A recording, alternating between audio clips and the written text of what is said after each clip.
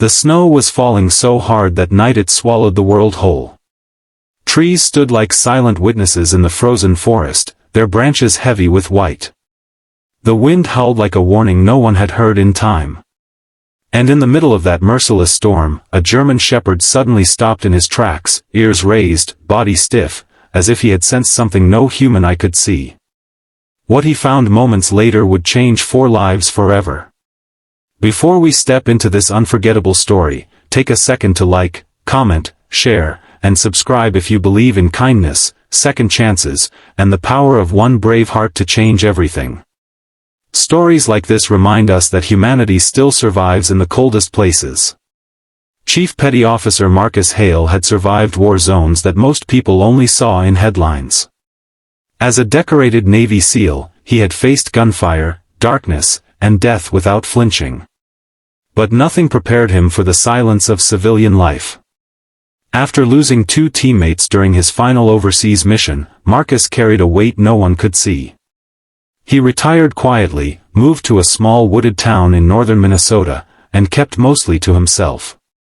The only soul who seemed to understand him was Titan, his loyal military working dog, a powerful, intelligent German shepherd who had served beside him in combat. Titan wasn't just a dog. He was Marcus's anchor. When the nightmares came, Titan nudged him awake. When the days felt too long, Titan rested his head on Marcus's knee as if to say, "You're still here. You made it." The town respected Marcus but didn't really know him. They saw the strong posture, the quiet discipline, the flag folded neatly in a frame above his fireplace. They didn't see the grief. That winter evening, a blizzard warning had emptied the streets. Snow covered everything in a thick, blinding sheet. Marcus had been returning from the local hardware store when Titan began to act strangely in the truck bed. The dog's posture changed, alert, focused, urgent. Marcus had learned long ago to trust that instinct. He pulled over near the edge of a wooded trail just outside town. Titan leapt down, nose to the snow, moving with purpose. At first, Marcus thought it might be a lost animal. But Titan wasn't tracking aimlessly.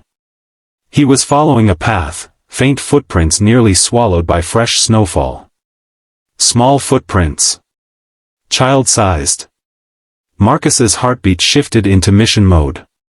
He grabbed his flashlight and followed Titan into the woods.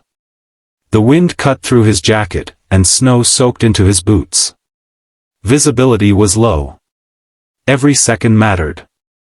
Then Titan barked, not aggressive, not alarmed, but sharp and urgent. Under a large oak tree, half buried by snow, sat a little boy no older than 8. His cheeks were red from the cold, tears frozen against his skin. His small arms were wrapped tightly around 2 bundled shapes pressed against his chest. At first Marcus couldn't understand what he was seeing. Then one of the bundles moved. Twins. 2 infant girls, wrapped in thin blankets. The boy's lips trembled violently. His eyes were wide, not just with cold, but fear. He wasn't crying for himself. He was shielding the babies with his own body, leaning against the tree to block the wind. Beside him were 2 overturned pet carriers, their doors open, now filled with snow. It was clear they had been placed there intentionally, but not recently. Marcus moved fast but gently. He knelt in front of the boy, wrapping his own thermal jacket around all 3 children. The infants were weak but breathing.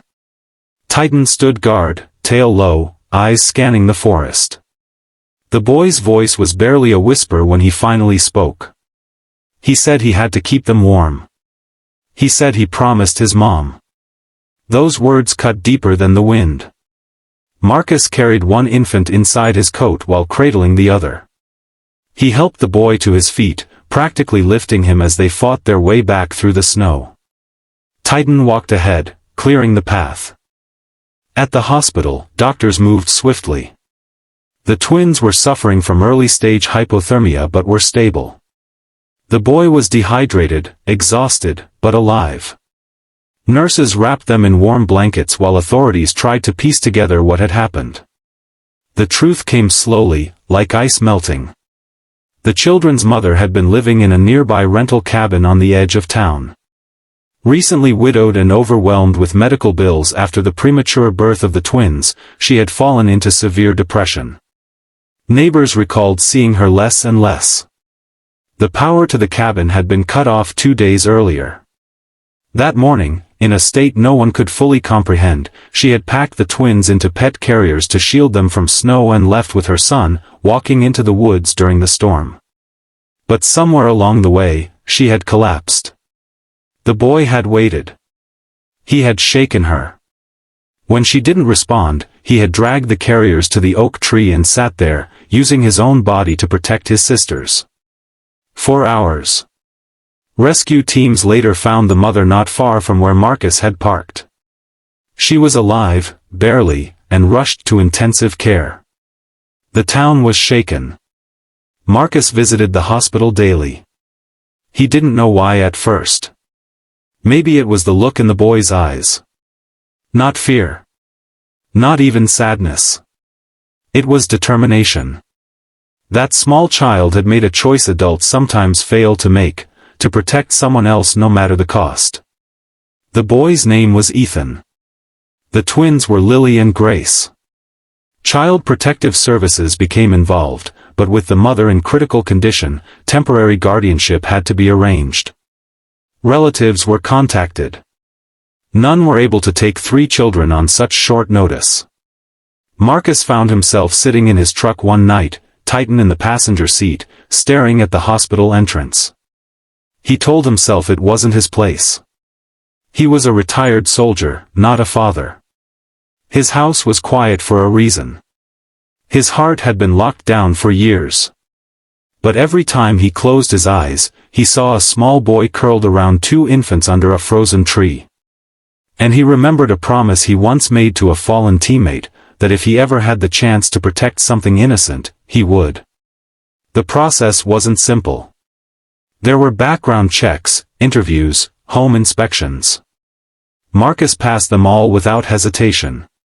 The town was surprised. Some whispered that a hardened Navy SEAL couldn't possibly raise children.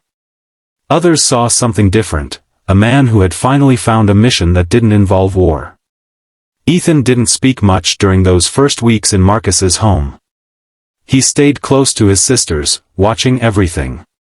Titan, however, became the bridge. The dog gently placed his head on Ethan's lap the first night, and something shifted. The boy's fingers slowly tangled into Titan's fur. It was the first time he looked like a child again instead of a soldier. The twins began to thrive. Warmth, formula, consistent care, they gained weight quickly. Marcus learned how to sterilize bottles with the same precision he once used to clean rifles. He woke every 2 hours without complaint.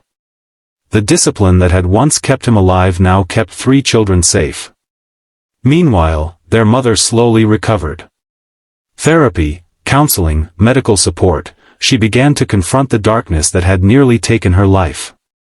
When she learned that her children were alive because her son had shielded them, she wept for hours.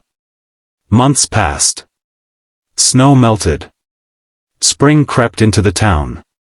The court eventually ruled that the children would return to their mother once she was medically cleared and stable, with continued support services in place. Marcus knew that day would come. He had prepared himself for it. But the night before the transition, Ethan asked if Titan could stay with him forever. Marcus knelt down, steady and calm, and told him something he had learned long ago, that love doesn't disappear just because homes change. Titan would always be his friend. And so would he. The reunion between mother and children was quiet but powerful. No cameras. No headlines. Just a second chance wrapped in fragile hope. Marcus returned to his quiet house that evening. Titan lay beside him as usual. But something inside him had changed. The silence no longer felt empty. It felt earned. He still saw Ethan and the girls every week.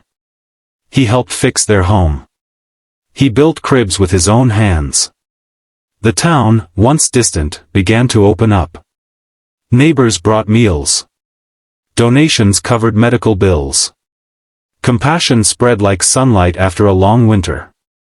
Because one dog followed a scent. Because one little boy refused to give up. And because one soldier chose to answer a different kind of call. If this story touched your heart, take a moment right now to like, share, and comment. Your engagement helps stories of courage and second chances reach more people who need them. And before we close, I have one special request. Comment, kindness wins, if you believe even the smallest act of bravery can change a life. Marcus often walks past that oak tree now. In spring, its leaves are green and full. Children sometimes play nearby. No one would guess what happened there during that brutal storm. But Marcus knows. Titan knows. And somewhere in that small town, a little boy who once shielded his twin sisters from a blizzard sleeps peacefully at night, knowing he is no longer alone. Sometimes heroes don't wear capes. Sometimes they are 8 years old, freezing in the snow, holding on to hope with trembling arms. And sometimes, the ones who save us, have 4 legs and never say a word.